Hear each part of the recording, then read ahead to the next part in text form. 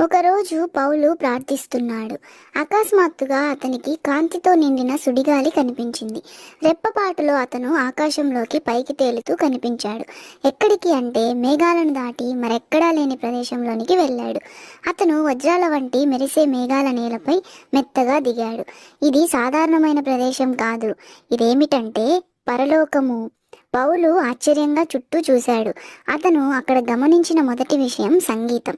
అతను విన్న ప్రతి అందమైన శబ్దాన్ని దేవదూతలందరూ ఒకేసారి పాడుచున్నట్టుగా అనిపించింది. వారందరికీ మెరుస్తున్న రెక్కలు ఉన్నాయి మరియు అక్కడ సంగీతం గాలిని రంగులతో నృత్యం చేయిస్తుంది. అప్పుడు పౌలు అక్కడ ఒక అద్భుతాన్ని చూశాడు. అది అతను ఇంతకు ముందెన్నడూ చూడని జంతువులను చూశాడు. అక్కడ రెక్కలున్న జంతువులు వెండి ఈకలు కలిగిన నెమళ్లతో మాట్లాడుతున్నాయి.